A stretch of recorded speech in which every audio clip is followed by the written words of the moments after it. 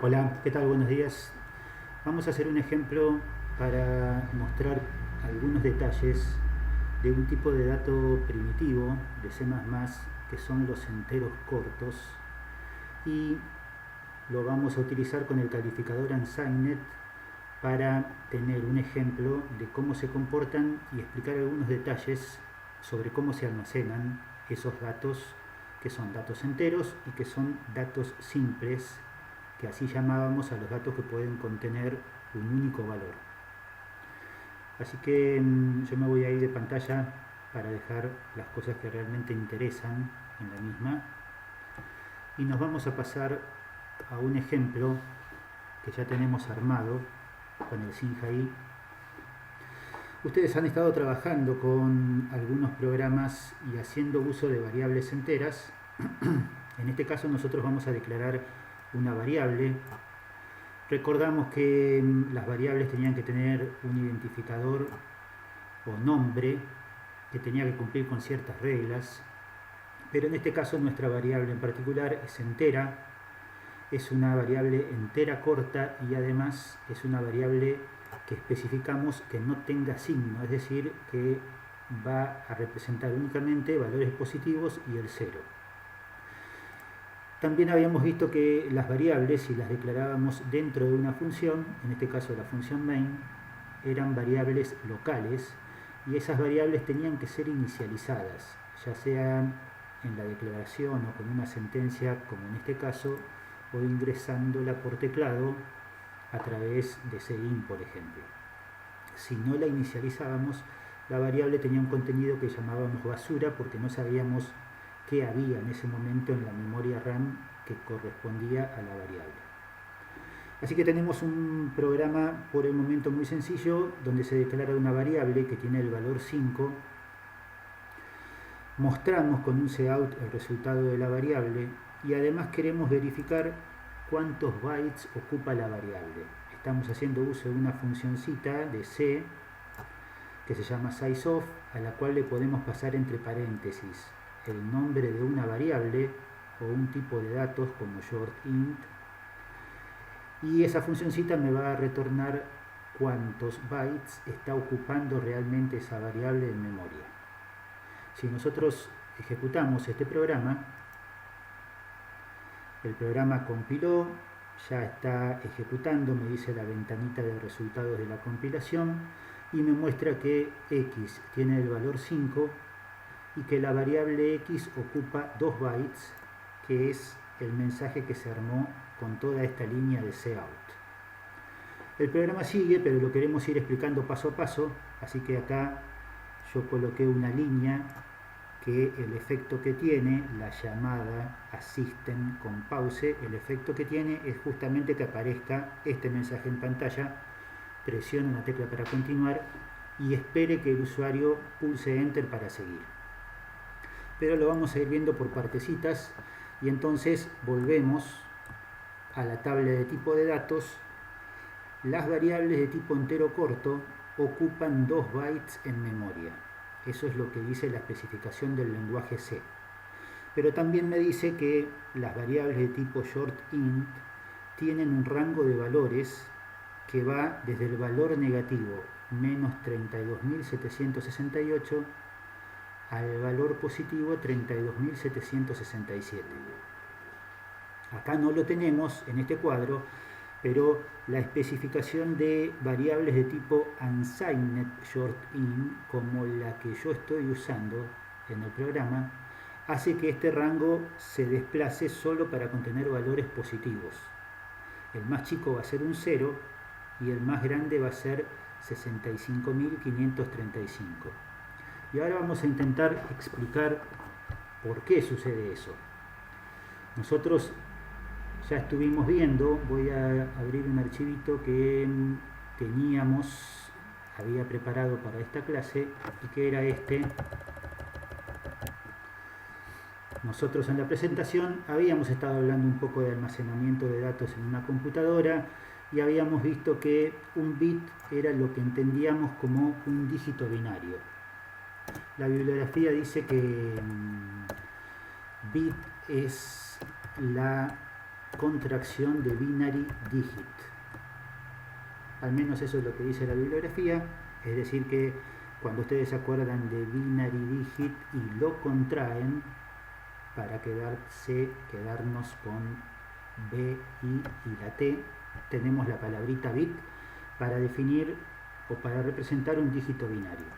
Un dígito binario, como el nombre lo indica, puede tomar dos valores posibles, el 0 o el 1. Entonces, una pregunta que siempre pensamos o que siempre vale la pena conocer la respuesta es ¿cuántas combinaciones posibles tenemos con un bit? La respuesta es bastante directa y bastante simple de ver. Si solo tenemos un bit, podemos guardar un 0 o un 1 como los únicos estados posibles de ese bit. Es decir que tenemos dos valores posibles. Nuestro alfabeto base tiene dos valores posibles. Si tenemos un único bit, vamos a tener solo dos valores posibles para representar con un bit. Encendido, apagado, verdadero, falso, 0, 1. Le vamos a dar el significado que nos interese darle, pero en todo caso siempre son solo dos valores posibles. ¿Qué pasa si tenemos 2 bits? Si tenemos 2 bits, lo que va a suceder es que repitiendo el 0 y el 1, anteponiéndole un 0 o anteponiéndole un 1, con 2 bits vamos a tener 4 combinaciones posibles. Es decir que podré tener, si le damos significado, falso falso, falso verdadero, verdadero falso y verdadero verdadero como los estados posibles, por ejemplo, de dos compuertas lógicas en algún circuito booleano.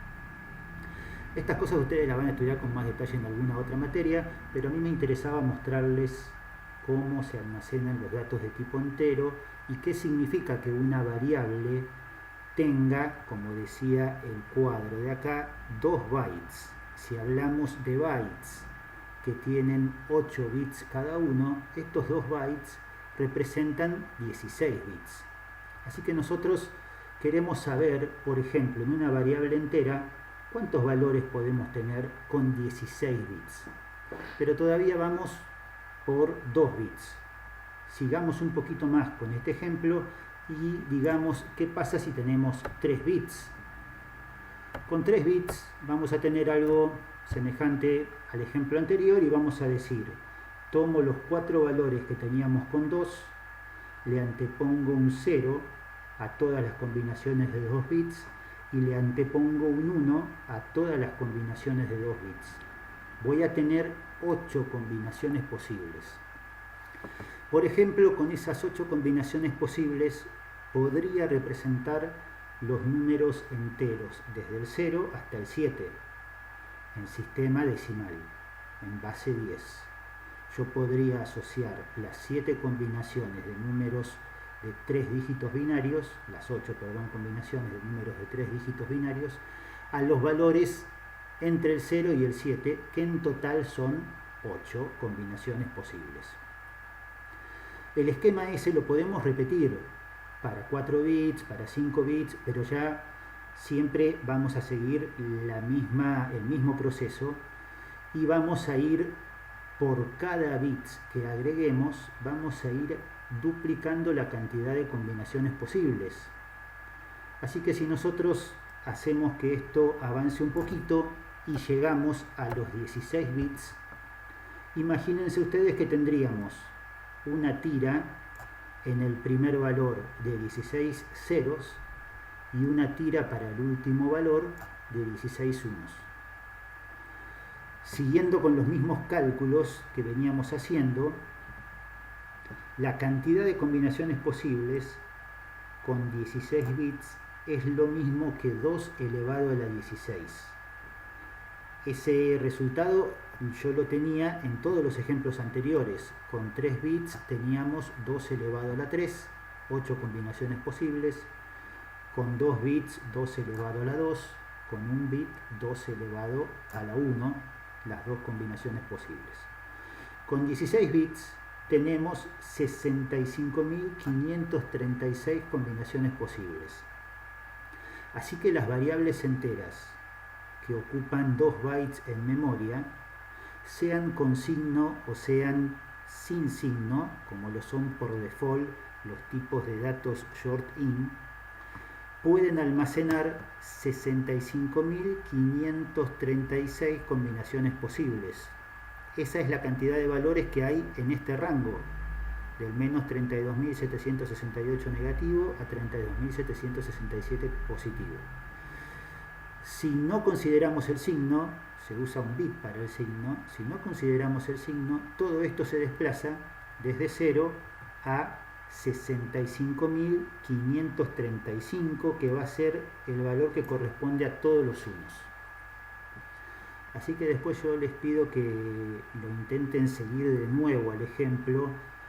Es sencillo para entender cuando uno sabe cómo se representan los dígitos decimales en binario. Ya vamos a trabajar con más algoritmos, vamos a hacer nuestro propio algoritmo para convertir de decimal a binario y de binario a decimal, pero a mí me interesaba que puedan evaluar qué sucedía con los números decimales cuando los manejamos en un programa de C++ como este, porque nosotros siempre estamos viendo la representación en decimal, pero tenemos que recordar que en la memoria de la computadora los números enteros se almacenan con dígitos binarios y en representación binaria. Entonces, en este programa, en el cual habíamos visto la primera parte, ahora tenemos algunas líneas acá abajo que me van a mostrar el valor de X en binario. No voy a entrar en detalles de cómo trabaja esto, que es una llamada a una funcioncita que se las dejo acá al menos, que me convierte un número a binario. Yo estoy llamando a esta función que me convierte un número a binario, es una función recursiva, la vemos y aprendemos cómo trabaja con más detalles en algunas semanas más. Pero veamos cómo va trabajando este programa. Teníamos el programa, mostraba la salida de x igual a 5, que ocupaba 2 bytes, y ahora esta línea me va a imprimir el número x en binario. Veamos cómo se comporta eso. Cuando ejecutamos el programa, la variable x ocupa 2 bytes, pulsamos enter y me dice x en base 2 corresponde al número binario 101. Eso tiene sentido porque es en el ejemplo que habíamos hecho, cuando teníamos 3 bits, nosotros mostrábamos que el valor 101, si arrancábamos con el 0 decimal para el 0 binario, cuando llegábamos al 101 binario correspondía al 5 decimal. Por lo tanto, lo que hicimos con el programa fue mostrar ahora en binario el valor de x. Un poco más abajo en el programa, vamos a ir sacando los espacios, así esto queda más fácil para seguir. Un poco más abajo en el programa tenemos algo más que hacemos. Pasamos a esta parte. A x le damos el valor 255, lo mostramos en decimal y en binario, y después sumamos 1 para que tome el valor 256. Y lo mostramos en decimal y en binario. Si ejecutamos el programa ahora y lo vamos siguiendo, vamos a ver que, bueno, x tomaba el valor 101 cuando valía 5. Ahora yo pulso una tecla y se va a ejecutar la asignación. X es igual a 255. Fíjense que 255 en binario son 8 unos.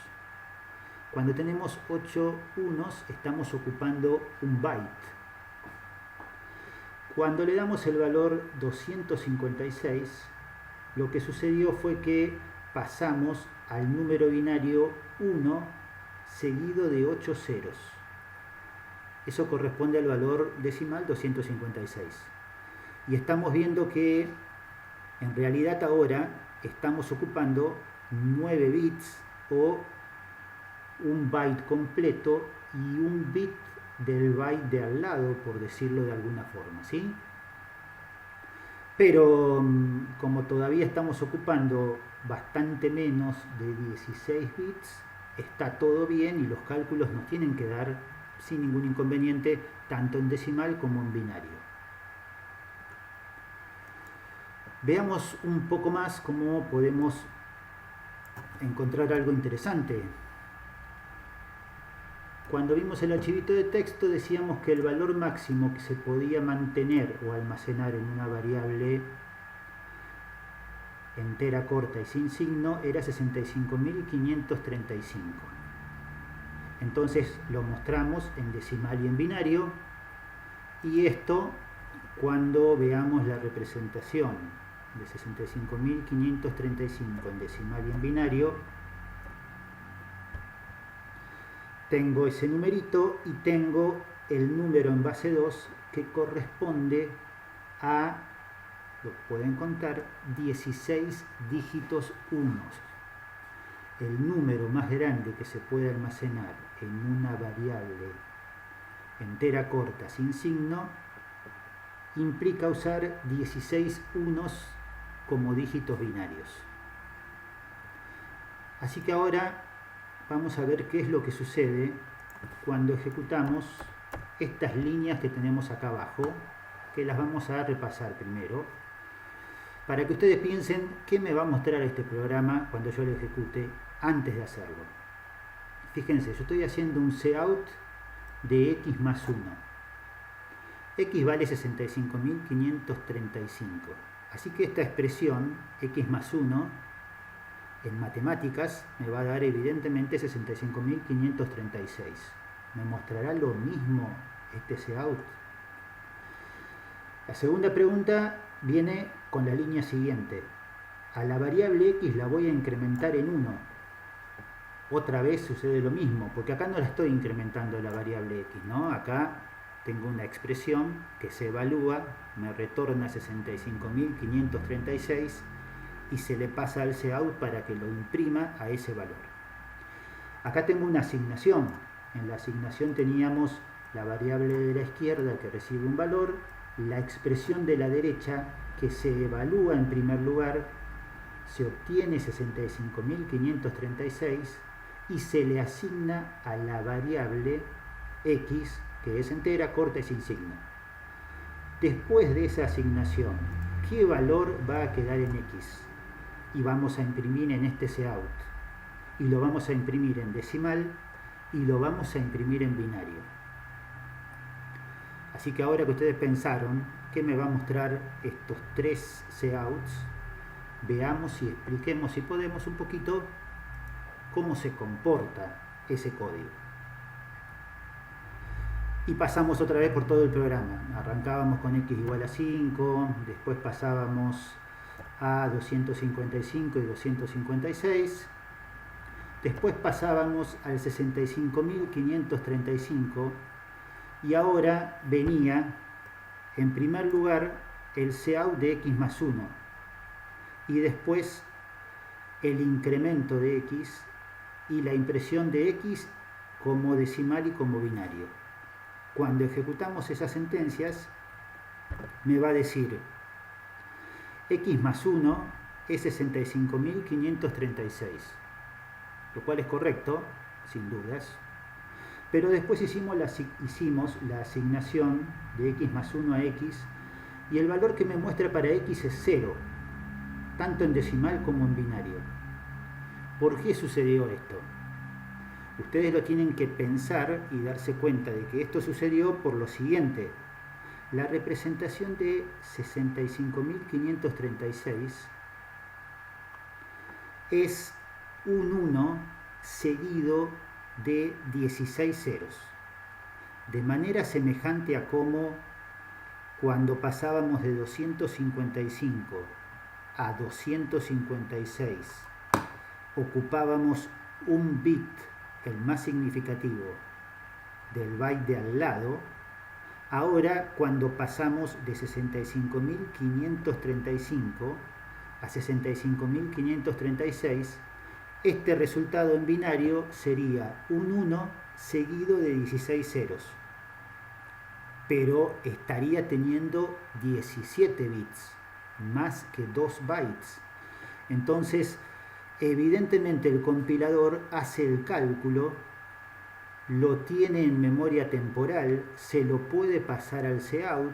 El cout trabaja con enteros más grandes que las variables enteras cortas y me puede mostrar el 65.536, pero cuando se lo queremos asignar a una variable entera corta, ese bit, que es el más significativo, el primer uno de todos, se pierde, porque no tenemos más de 16 bits.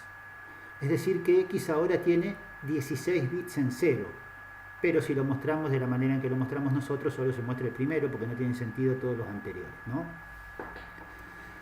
Así que lo que tenemos ahí es un ejemplo de que el rango evidentemente es finito y que no podemos incrementar más allá de los valores máximos permitidos, porque las variables no pueden almacenar esos datos. Así que tenemos que saber que es lógico lo que sucede. Las variables enteras en la computadora son finitas, tienen un rango acotado, y si nos excedemos del rango, va a pasar algo que podemos interpretar de alguna manera, como en este caso. Imagínense que ustedes tienen un auto y el auto tiene un odómetro. El odómetro es el contador que aparece en el tablero para contar los kilómetros recorridos, y que ese auto tiene un odómetro de 6 dígitos que por el momento marca 123.456 kilómetros recorridos. En algún momento ustedes van a recorrer 999.999 kilómetros, y cuando hagan un kilómetro más, el auto de ustedes va a haber recorrido 1.000.000 de kilómetros. Pero el odómetro no tiene capacidad para un dígito más, y por lo tanto ustedes van a pasar nuevamente a tener un auto 0 kilómetros. ¿Sí? En decimal sucede eso cuando nosotros, si tenemos la suerte de tener un auto así de bueno, llegamos a recorrer y a viajar 1.000.000 de kilómetros. Volvemos a tener un auto 0 kilómetros. Está bueno eso, ¿no? Bien, entonces lo que sucede con los valores binarios en un programa en C++ cuando se almacenan tienen que ver con cuestiones como estas. Fíjense, volviendo al cuadro, que todas las variables enteras, tengan 1 byte, 2 bytes, 4 u 8, siempre tienen un rango determinado. Pueden tener signo o puede que no, pero siempre tenemos un rango determinado. Si ustedes se toman el trabajo de hacerse los ejemplos y probarlos como los estuve probando yo, van a poder verificar todo eso. Por ejemplo, si en lugar de tener 16 bits, tenemos un dato de tipo entero de 4 bytes, 4 bytes van a ser 32 bits. Entonces, podríamos generalizar nuestro cálculo y decir, si tenemos n bits para n igual a 32, la cantidad de valores posibles en un dato de tipo entero sin signo va a ser este numerito, 2 a la 32, que es algo así como 4.294.967.296. Con una variable entera de 4 bytes sin signo, una variable unsigned int, ustedes pueden almacenar valores positivos en el rango de 0 a 4.294.967.295.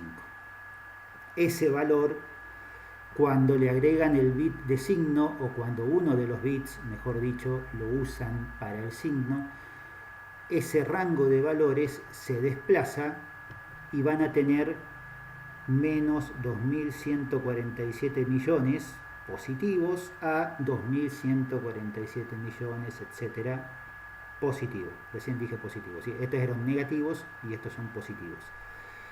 Sean con signo o sean sin signo, la cantidad de combinaciones posibles es esta, pero dependiendo del signo, desplazamos el rango de las variables enteras de esta forma, ¿sí? Bueno, con ese ejemplito nos interesaba mostrar cómo se comportan los números enteros.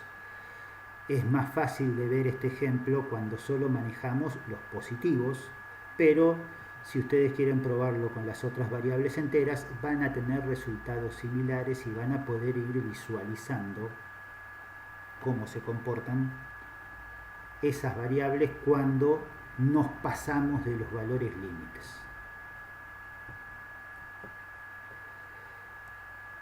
Terminamos con este ejemplo que nos sirve para la clase 1 y bueno, espero que se haya entendido. Nos dejan las consultas en el foro de consultas del campus. Las intentamos responder en la próxima clase o en el próximo video. Chau, chau. Nos vemos.